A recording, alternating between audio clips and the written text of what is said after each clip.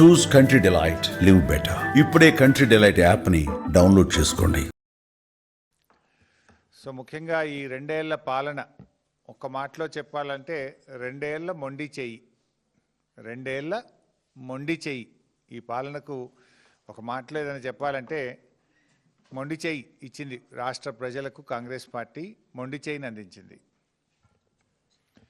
మొండి చెయ్యిని చూపించింది. తెలంగాణ ప్రజలు అనుభవిస్తున్నటువంటి కడగండ్లకు 2 ఏళ్ళు అయినాయి. ఈ 2 ఏళ్ల పాలనలో అన్ని వర్గాల ప్రజల్ని మోసం చేసింది, రాష్ట్రాన్ని అధోగతి పాలు చేసింది. 2 ఏళ్ల పాలనలో రేవంత్ రెడ్డి వారి మంత్రుల మాటలు కోటలు దాటినాయి తప్ప చేతలు గడప దాటలేదు.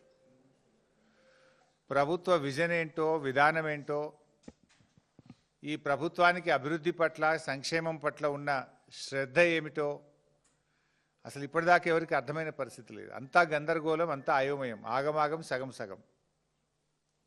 సరే, ఒక ప్రభుత్వం ఎన్నికయ్యేది 5 ఏళ్ల కోసం.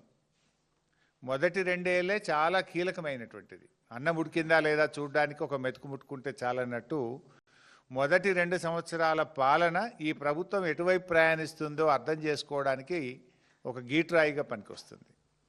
ఈ 2 ఏళ్ల పాలనలో చూస్తే ఎక్కడ ఏ ఒక్క విషయంలో కూడా ఒక నిజాయితీగా ప్రజలకు ఇచ్చిన హామీల విషయంలోనైతేనేమి, అభివృద్ధి విషయంలోనైతేనేమి, సంక్షేమ రంగం అయితేనేమి ఎక్కడ కూడా ఒక అడుగు ముందుకు పడ్డ పరిస్థితి లేదు. 3 మాటల్లో చెప్పాలంటే నిస్సారం, నిష్ఫలం, నిరర్ధకం, ఇంతకు మించి ఏమీ లేదు. కేసీఆర్ గారి 2 ఏళ్ల పాలన కూడా చూడండి మీరు.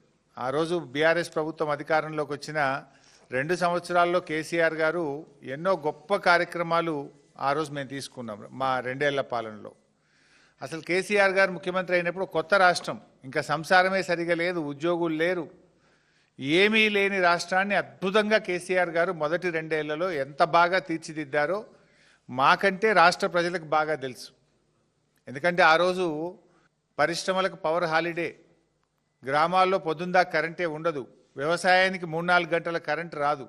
అటువంటి దశ నుంచి కేసీఆర్ గారు మొదటి 2 ఏళ్లలో రాష్ట్రంలో రైతులకు, పల్లెలకు, పట్టణాలకు, పరిశ్రమలకు 24 గంటల నాణ్యమైన కరెంటును మొదటి 2 ఏళ్లలో అందించింది బీఆర్ఎస్ ప్రభుత్వం. దేశానికే మార్గదర్శకంగా నిలిపిన మిషన్ భగీరథ కార్యక్రమం, ప్రతి ఇంటికి త్రాగునీరిచ్చే కార్యక్రమాన్ని మొదటి 2 ఏళ్లలో కేసీఆర్ గారు శ్రీకారం చుట్టారు.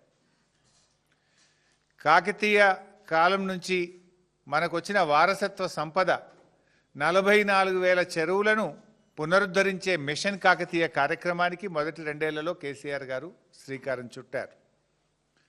మొదటి కేబినెట్ మీటింగ్లోనే 200 పెన్షన్ను ఇచ్చిన మాట ప్రకారంగా 5 అంతలు పెంచి 1,000 రూపాయలకు పెంచింది ఆనాడు కేసీఆర్ గారి ప్రభుత్వం. ఎన్నికల్లో హామీ ఇవ్వకపోయినా, ఓట్ల కోసం చెప్పకపోయినా కళ్యాణ లక్ష్మి, షాదీ ముబారక్ కార్యక్రమాన్ని మొదటి కేబినెట్లో ఆమోదించింది కేసీఆర్ గారి ప్రభుత్వం. ఎన్నికల్లో హామీ ఇవ్వకపోయినా రేషన్ బియ్యం కోటాను 4 కేజీల నుంచి 6 కేజీలకు పెంచి గవర్నమెంట్ స్కూళ్ళు, హాస్టళ్ళు, గురుకులాల్లో సన్న బియ్యంతో అన్నం పెట్టే కార్యక్రమాన్ని రూపకల్పన చేసింది కేసీఆర్ గారి ప్రభుత్వం.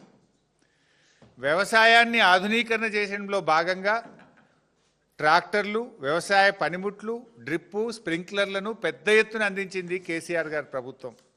ఎస్సీ ఎస్టీలకైతే 100% సబ్సిడీతో ఇచ్చారు.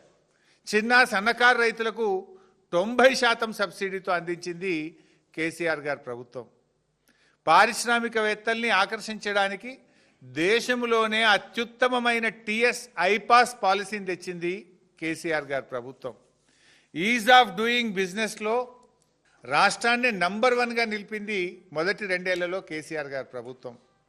శాంతి భద్రతల విషయంలో హైయెస్ట్ సీసీ కెమెరాలు పెట్టి, షీ టీంలను పెట్టి, లా అండ్ ఆర్డర్కు వారికి పెద్ద ఎత్తున బడ్జెట్ని ఇచ్చి, రిక్రూట్మెంట్ రూపకల్పన చేసి, కొత్త వాహనాలను అందించి లా అండ్ ఆర్డర్లో దేశానికి ఆదర్శంగా నిలిపింది కేసీఆర్ గారి ప్రభుత్వం.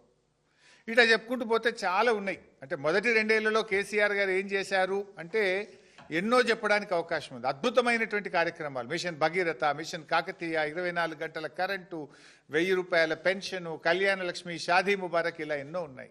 మరి రేవంత్ రెడ్డి గారి ప్రభుత్వం ఏం చేసింది? మొదటి 2 ఏళ్లలో రేవంత్ రెడ్డి గారు చేసింది ఏమైనా ఉందా?